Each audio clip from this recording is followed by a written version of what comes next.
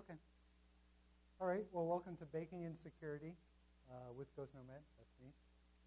I'm on Twitter, so if you want to follow me on Twitter. A lot of times I'll talk about baking. Sometimes I talk about security. A lot of times I talk about being a father. So I'm just kind of a mishmash of whatever. But today, I want to talk about baking in security. This is a phrase that we use a lot. You hear it a lot in the InfoSec world. We need to bake in security. We need to get it in the development life cycle and all this stuff. But what does baking in security really mean? And so to introduce myself, I usually use a tag cloud that has all the words that describe me. But for this, I wanted to go a little bit different and kind of describe the journey that got me to the baking part and how that relates back to security. So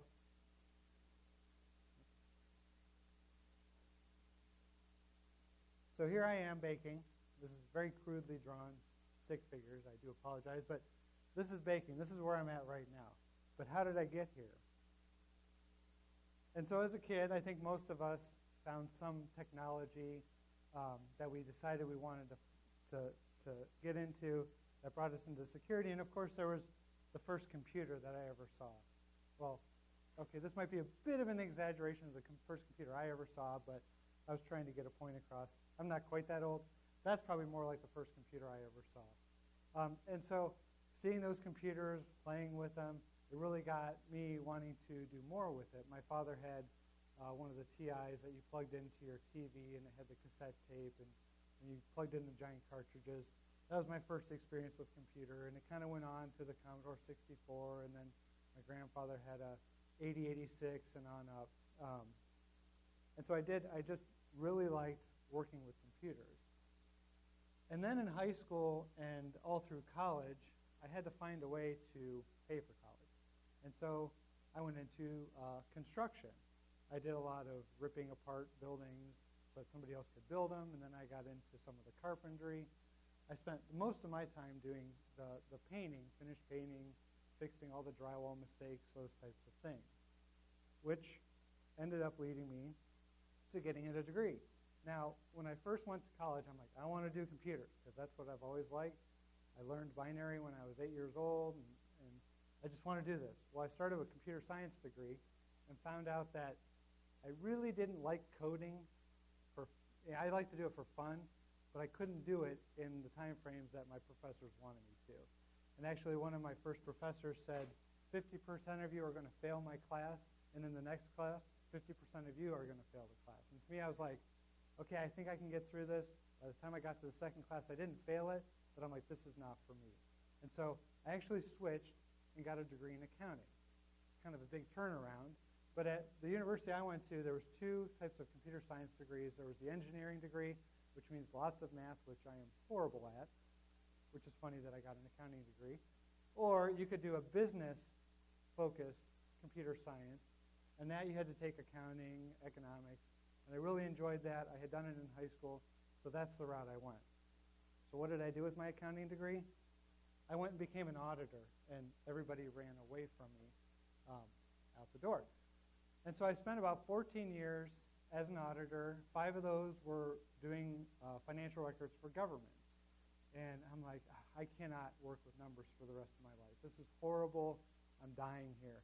And so we had an opportunity to go into the IT audit side of the house. And so I switched over, and I knew enough to be slightly dangerous, and I learned a little more. But as an auditor, there's only so much you can do. You don't build systems. You don't design networks. You just go in and tell people how they did it wrong. And so I spent a lot of years telling people how they did it wrong.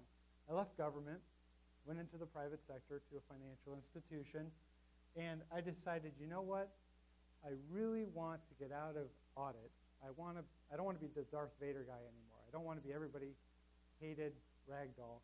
I want to go into InfoSec, which probably is a slight step up, but I still get the leers in the elevator. Oh, you're InfoSec. Okay. You're still not that okay. But in between then, I had a family. So I have 4 kids. If you got to see our talk yesterday, I gave a talk with my 2 oldest, Ghost Nomad Jr. and Knuckles over here.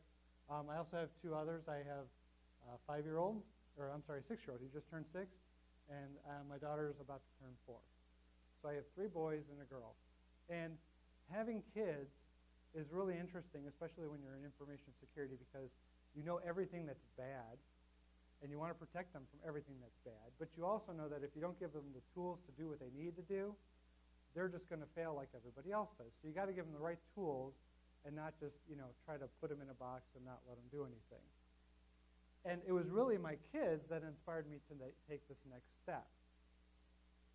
And that was into information security, because I said, you know what?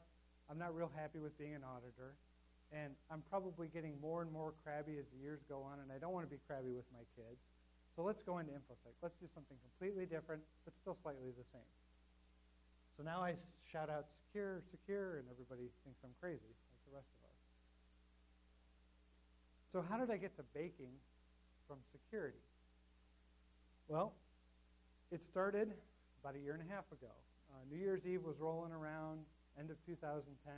Everybody makes resolutions, and everybody breaks. Usually it's, I'm going to exercise. You buy the gym, and you're there for a month, and all your money's gone. My resolution was a little bit different. I was going to try to make one new recipe a week. Now, prior to this resolution, I could make brats on the grill, burgers on the grill, steak on the grill. I could do spaghetti, slightly okay. I could make chili. I could do tacos. I don't know if that's really baking or just throwing a bunch of stuff together. And that was pretty much, I could make cheesecake. That was the one thing I learned when I was younger. That was about the extent of what I could make. And it drove my wife nuts. But I made the same thing every week. It was like, okay, tonight we're having this. Well, that's what we had last Monday. Well, that's what I know how to make. And so we started watching a lot of cooking shows. My kids started picking up on the cooking shows. Dad, you should be on Iron Chef. Yeah, no, I'm nowhere even close to that. But I decided, you know what? I can do this. I can learn something new every week, and I can challenge myself. And cooking, I think everyone thinks is really hard. Sometimes you look at these ingredients lists, and it's like this long, and you're like, holy cow, how can I even do this? And you give up. You can start simple, but I think the one thing I wanted to do, again, was challenge myself. And that translates over to information security. If you think about what we do on a daily, if not weekly basis, is you're dealing with new threats all the time. And you have to be able to adapt and learn. And so really, the same mentality that I was going to try to learn a new recipe every week, I also needed to take into my focus in information security. And really, any profession you do, you should always be looking at the new way you can do it. And so not only was I challenging myself to come up with a new recipe a week, and I'm not making the recipes, don't get me wrong. I have no idea how to do that. I go on the internet, and actually my favorite website is allrecipes.com. I find out everything I can get on that one. See, another hand there. Yeah, it's great. I mean, you can find just about everything, and the user ratings tell you what not to try and what to try. All right, so while I talk, I'm going to attempt to make a carrot cake. All right, so I've given the ingredients list here up on the screen. It seems kind of a lot. Now, the bottom two are optional. I'm not crazy about nuts and the things I eat, and I terribly hate coconut, so I'm not going to use those. But if you were to attempt to try this, and you like walnuts or you like coconut, feel free to add it to the cake. I think it tastes fine without it. There's a couple parts to this that we'll go through, but I think before I move into making it, when you talk about ingredients for a recipe, these are all the things you need to do. And as you get more comfortable with cooking, you'll find that there's things that you can tweak, you can change. Yesterday in one of the talks, they talked about hacking as a mentality across many things. It can be food hacking, it can be toy hacking, game hacking last night. So in the same respect, you can change what you put in. If you don't like cinnamon, if you're allergic to cinnamon, but you want to do something else like nutmeg that has flavor, you can make those modifications. And again, a lot of times in security, and again, I'm not an operational security guy, I'm more of a governance type of security role, but in what you do in information security, there's different ingredients. Sure, you can go get an off-the-shelf product, pop it in, and let it run. Just like you can go to the store, buy a pre-made pizza, throw it in the oven, and it's done. But you don't know what's in it. And actually, a lot of times you find out the food you buy at the store that's pre-processed, that's already made for you, isn't as healthy, and it's not as flavorful for you as if you make it yourself. And that can probably be said also about different products you buy. It's not a one-fit product, right? So it's designed, but then you need to customize it for your organization. But if you don't know what's baked into it, how do you know how to modify it? How do you know how to change it? Unless somebody else has tried it. Broke it sometimes, maybe not. And then sometimes it's better to take from scratch. So just like that pre-processed food in the store, and if anyone's a vendor in here, I'm not trying to offend you by saying your product's pre-processed food, not in the least bit. But at the same time, when what you're looking for isn't necessarily already pre-made, baking it from scratch, finding those recipes, going out and digging and finding what you need to do to make it fit for your organization, it's the same thing. So you start with an ingredient list that somebody else has tried, but then you can start to tweak it, start to make those changes. So if you find a setting on one of your systems isn't working the way you thought, it's not giving you the alerts you want, it's not stopping something that you want it to stop, you go in and you fiddle around with it, you tweak it, and then you update the recipe and share it with other people. It's the same thing. That's what's great about all recipes. You don't have to, they encourage you to be a member, but you don't have to pay for it. It's all free. People are giving out these recipes. In an InfoSec, you can find the same thing. People share information. They want to help you learn so that you can do it just as good as they're doing. So, that said, I'm going to try to go through the timeline of baking. And really, you saw all those ingredients. It's boiled down to 3 steps. The first step is probably the easiest. You have to preheat your oven. Now, of course, you have to know what your oven is. You have to know which dial turns on your oven and which dial turns on the top burners. Turn on the top burners and you reach over, you're going to burn yourself. So there is some chance of error. Again, sometimes the easiest steps in information security can also be the most harmful. So first, you're going to preheat your oven to 375. I have my trusty, magical, easy bake oven. It is already at 375. I know it. It's perfect. It's all ready to go. So I just have to mix up these ingredients. Now, from that ingredient list, there's 2 more steps. The first step, we're going to mix flour, baking soda, baking powder, salt, and cinnamon. So, I already had these pre-measured out. So what we have here is baking soda. Now, I do make some cookies, and one time I put baking soda in, it called for baking powder, and I put in baking soda. The cookies were flat and tasted horribly bitter. So these mistakes, they can really bite you. And same thing with information security. If you're not careful, you put in the wrong ingredient, you're going to get the wrong result, and you're going to know it pretty quickly. Sometimes you won't. Sometimes you'll think, oh, yeah, I did this right, and then down the road you're like looking at the recipe again, you're like, oh, I was supposed to use that and not that? And then you make it tastes a little better. So sometimes it's not as evident. This is the baking powder.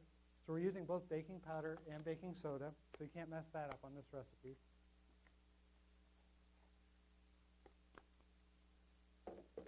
I'm going to add the cinnamon. This is where you get your flavor.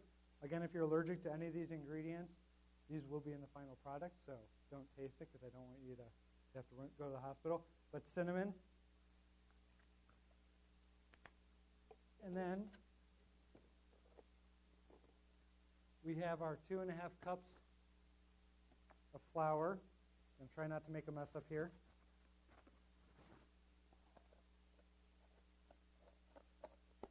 And I seem to be missing my salt.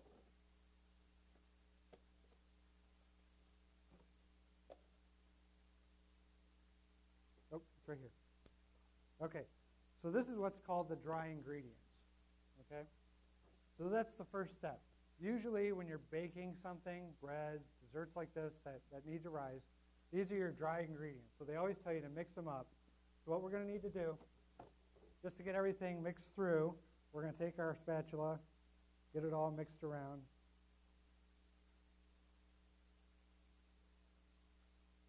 All right, making a bit of a mess. So you can see everything's kind of speckled through. I don't know if you can see it or not, but the cinnamon's kind of speckled through everything. Everything's nice and mixed up. So that's our first step. And a lot of times, a lot of the dry ingredients in information security is those dry things we have to do. The research, you got to go out and you have to find these things. It takes hours. I think somebody mentioned yesterday, a lot of times you want to get down to the stuff that's the cool stuff, but usually 90% of what you do is the really boring stuff. So the boring stuff is your dry ingredients. You You've got to put them together. Now, when I'm baking at home, I always have my cell phone out because that's where I have all my recipes on. And I don't care how many times I've made this carrot cake since I first started this process. I have to look at the recipe every time. I don't know why. I have this mental block. There's a few recipes I can do without that. And sometimes when I do try that, I mess it up terribly. Again, in information security or in any job, you try to go through the steps because you think you got them down. You don't go back to the source of how you're supposed to do that, and you mess it up. And then you got to go back, tear everything down, go through the steps again to make sure you did it right. So it's not always a bad thing to have to look at the recipe and the ingredients over and over because it reminds you what you're supposed to do. But at the same time, as you get more comfortable, you can do some of the steps on your own. All right. Step 3. This is kind of a big combination. So even though I call it one step, this is combining into the wet mixture. So first we're going to take our sugar.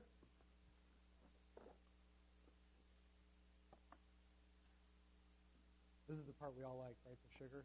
That's what we're all here for. Give us some boost. What's that? Yeah, that and fat. That's right. Fat in limited quantities is great. You know, gives that the content. All right.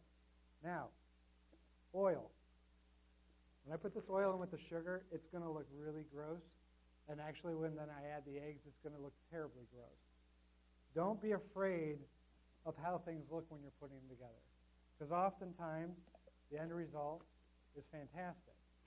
And again, because this is baking in security, that's going to happen too.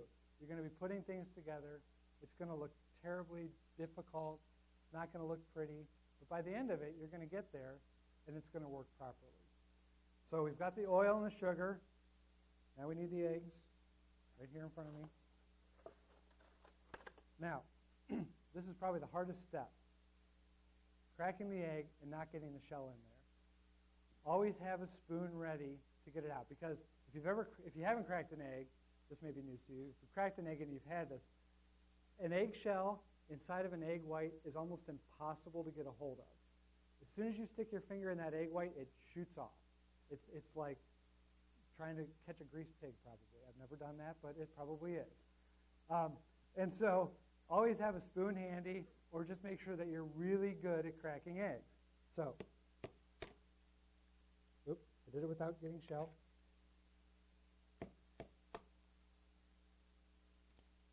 That's 2. It takes 4 eggs. So it's 4 times the chance of really screwing up.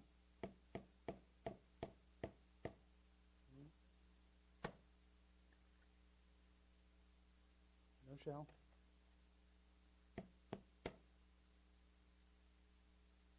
And a big shell. All right.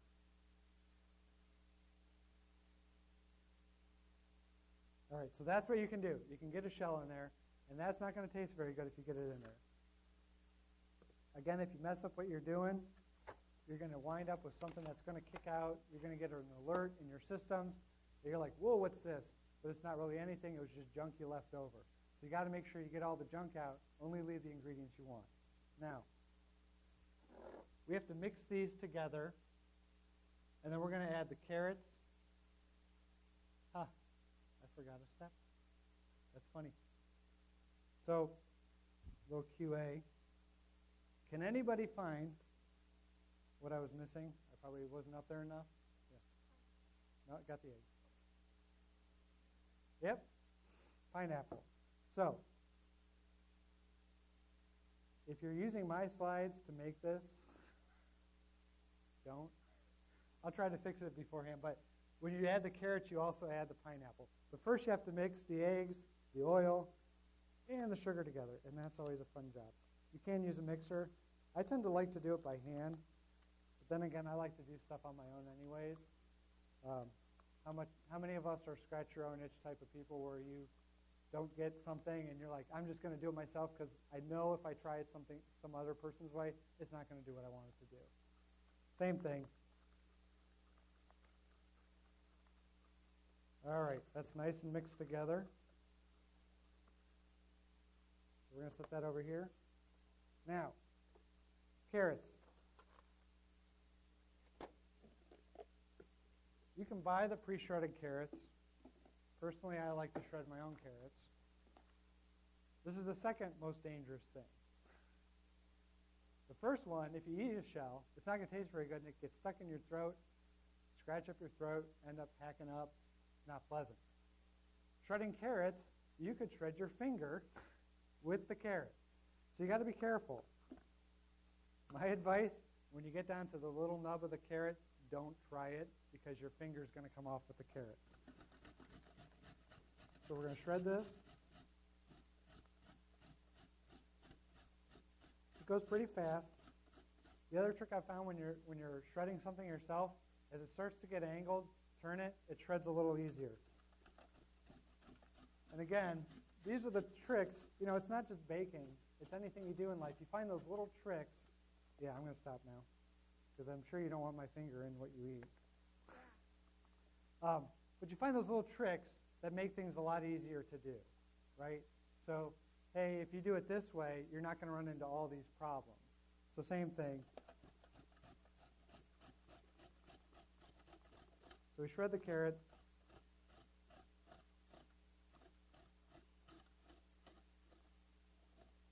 All right, we're going to stop there. Okay, now, we've got our shredded carrots. Actually tastes more than what I'm doing, but for the sake of time, my magic Easy Bake Oven is going to add the carrots that we need. I've pre-programmed it. I've hacked the Easy Bake Oven. It's going to do it. So shredded carrots, 2.5 cups, like the recipe said. So we're going to add this to the wet ingredients. Mix that in. It's looking a little better. And we have our pineapple. Use crushed. If you really like pineapple, you can use chunked if you prefer.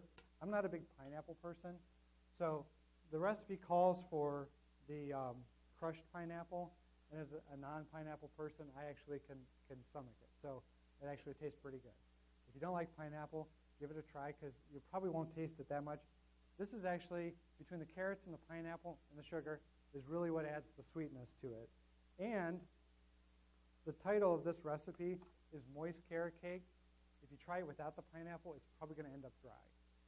So if you want another moist carrot cake that doesn't have the pineapple, there's probably another recipe out there to find. But I would recommend using the pineapple because otherwise it's going to end up dry. All right, and then we mix this up. And then we take our dry ingredients and we're going to mix them in. Now they do what they call folding. If you haven't cooked before, I'll show you what that means. If you have, bear with me. So you pour a little bit in, and then you literally take your spatula and you fold it over. Right? That helps get all that wet and dry mix together. Don't do too much at one time because it's going to end over your table. As soon as you start stirring, it's just going to flop right out. We're going to add it. Mix it around. And so we're coming into the final stages here. And again, this is where you're tweaking your systems. This is where you're really getting your stuff in order, ready to bake. And by bake, I mean put it into production. It's starting to look more like what you're going to want to eat. Not quite, but it's just about there.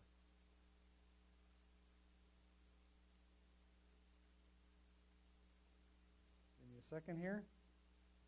Getting it all in there. And now instead of having this orangish, yellowish goop, you wind up with brownish, orangish, yellowish, whitish goop. And you're going to want to make sure the last step is pour it into a pan. If you pour it right into the pan, if you have a nonstick pan, that's great. If you don't, you need to spray the pan or grease it or whatever you're going to do because you're going to have a heck of a time getting this thing out of the pan without that. So again, those last-minute things you do in putting in your security, you need to make sure that you've checked all the boxes and dotted all your I's and crossed all your T's because if you haven't, and you get something into place, it starts running, and it's really messed up, it could take a lot of hard work to get it back out. So you want to make sure that you've done all your steps and you've made it the system nice and greased to put it right in there. And we're going to put this in our Easy Bake Oven. I'll turn it around so I can magically put it in there. Pay no attention to the man behind the mask or the curtain. And what we end up with, it also chills on demand. So this is nice and chilled too. Our finished product is this nice carrot cake. Now, you'll notice something. There's frosting on the top. You can frost it with anything. My favorite frosting is a very versatile frosting. It's a cream cheese-based frosting. And literally what you do is you take 2 8-ounce packages of cream cheese, 1 stick of butter, because we all love to eat butter, add 2 cups of our favorite thing, powdered sugar, and then I think it's a teaspoon, I don't know, I just kind of pour it in, do vanilla. Those 4 simple ingredients. You mix them together, and I think they taste fantastic. If you're not a cream, the funny thing is when I first made this cream cheese frosting, I didn't make it for this. I made it for red velvet cupcakes, which my kids absolutely love. And then I decided to try to make crepes. And we actually had those this morning for breakfast. And take the crepe, put the frosting in there, put some fruit in there, wrap it up. And of course, what do you have to do? You have to put the maple syrup on top, so you got the sugar and the sugar and the sugar and the natural sugar. And it's like heaven, as my son says. And so, literally, I've just showed you how to bake a carrot cake, and I've talked about a little bit about security. But more importantly, I think when people say baking and security, and you think, okay, we got to insert security into the development process. But when you go and you actually bake, and you understand, what does it mean if I don't put the salt in? Or what does it mean if I mess up and I put baking powder instead of baking soda? When you actually physically bake something, and you realize what it means to forget that ingredient, and you see the impact, sometimes you're able to better understand and better able to communicate that back to others as to what baking insecurity means and why that is so important.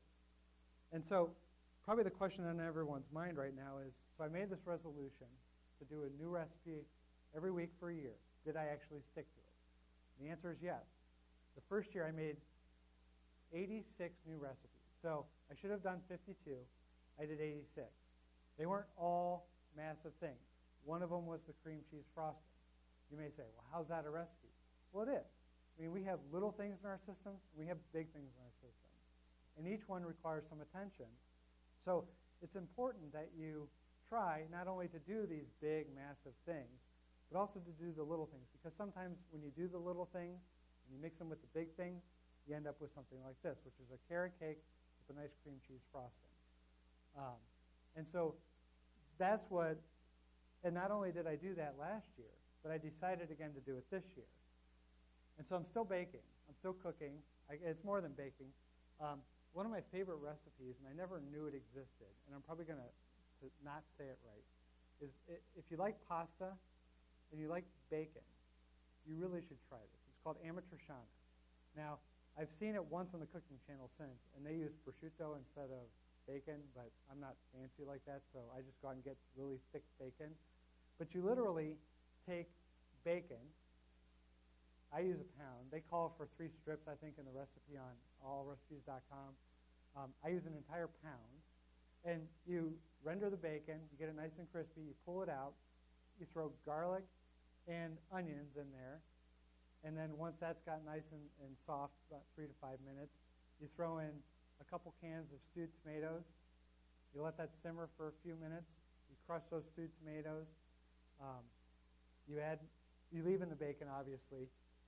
After about 20 minutes, when it started to simmer down, you make some fettuccine noodles, dump those in there, mix it up, add some crushed red pepper. And usually I put sugar in my spaghetti sauce. This does not need sugar because the sweet and smoky flavor from the bacon, it's fantastic. Now, if you leave too much bacon fat in there, it'll get really greasy and it does not taste good. So the recipe does tell you to take most of the bacon fat out. I probably take about half of it out. You got to get it to the right place you like. But again, there's these things that I never would have thought of trying. I've never even had in a restaurant, and I've only heard once otherwise. But if you just go out and try them, and you're willing to try them, they taste pretty good. And again, you're going to hear things about different technologies and security that you maybe would never try, never think about.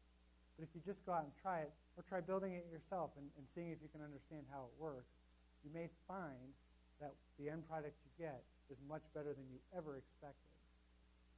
And so I did. I made it a full year. I'm now 4 months into my second resolution. I'm still making new things. But again, I'm shouting out security all the time. And so I try to, again, take what I've learned from baking and cooking and use that to better relate to people who aren't security related or aren't technical in nature. Because a lot of times we want to throw out terms. And you hear all the time that security people don't know how to communicate to business people. And so really, if you start to try to learn something different and different ways of doing it, sometimes you find better ways to communicate. I did that 2 years ago when I started writing haiku. I found a better way to communicate very complex issues simply. And last year I wrote a book about it. So do I write technically correct haiku? No, because technically correct haiku has certain parameters. I follow the syllables, but I don't follow certain other rules. But I call it haiku because it's fun. So you learn different ways to communicate by doing different things. You also learn what it means to actually bake something in, as opposed to just telling people, we need to bake in security. So I think ultimately, baking and security can blend. Just the same way that any other professions, if you learn from one, you can take it to the other. The things I learned when I was in construction, I brought with me into auditing and thus into security. Even different life experiences, going back to how I got from where I am today, from the beginning to now. I think about when I used to work in retail in the stock room, I saw a lot of breaches of physical security where people would take broken products and stick them on the docks for their friends to take. So I saw in a very real sense as a younger person that physical security, the need for asset control. And at the time I wasn't thinking, oh yeah, this is what I want to do with the rest of my life. The same way that they put up security cameras in stores, but it can't see everything because of shelves and the way they stack. So they actually have to have people out on the floor to observe those areas that are blind to cameras. It's the same thing. We can't just put a product in security and say we're secure. We need to have the people there to also be looking at it. And that's when you get those three the people, process, and technology when you talk about security. You really need all three because each one helps complement the other. And so the same way that we deal with that, I think baking can definitely teach us a lot about security. So if you have any questions, you feel free to ask them now. Again, I'm at ghostnomad on Twitter. If you want to email me, I'm ghostnomad@ghostnomad.com. If you want to see any of the haiku, it's it-haiku.com. I haven't been as good writing haiku or blog posts. I'm going to try to take a lot of the recipes I've tried, and at least provide the links at ghostnomad.com. So probably over the next month, you'll see a lot of this stuff start to pop up. Any questions?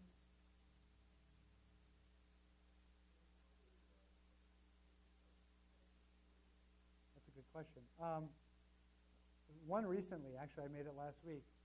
I'm not a vegetable person. I don't know if any of us like our vegetables. Maybe I'm just weird. But I would never have tried Brussels sprouts. And my wife, that's the same reaction I have. Ooh, Brussels sprouts.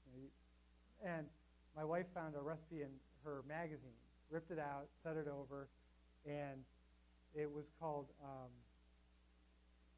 sweet chili vinegar Brussels sprouts.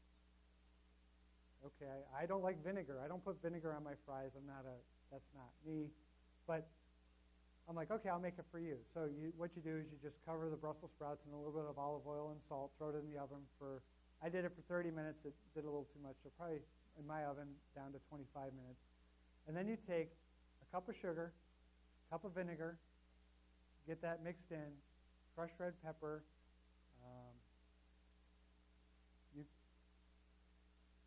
I'm forgetting something in there. Oh, garlic. You You put that in there, and you let that simmer, and it actually smells like sweet and sour sauce. It's clear, so it's almost like a vinaigrette, but it's sweet and sour. Put it on the Brussels sprouts. I have never tasted something a vegetable that I thought was so good. So that was a pleasant surprise to me, that the vegetables taste so good. It was sweet chili vinegar Brussels sprouts.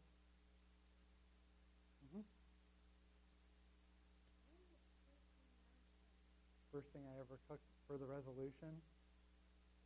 Yeah, I knew you were going to ask that. I think it was a broccoli cheese soup. Yeah, and that's the funny thing is a lot of stuff that I've cooked, I don't like.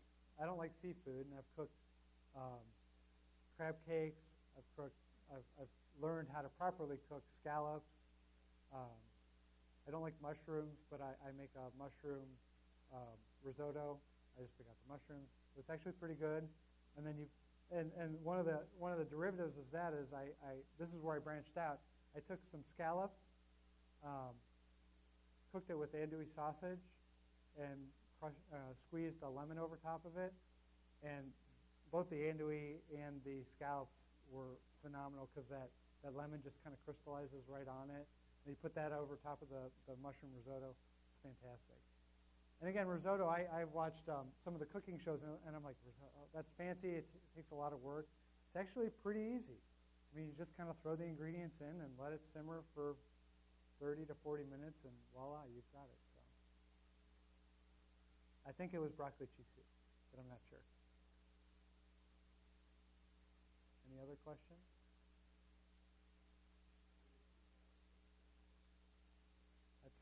That's a good question.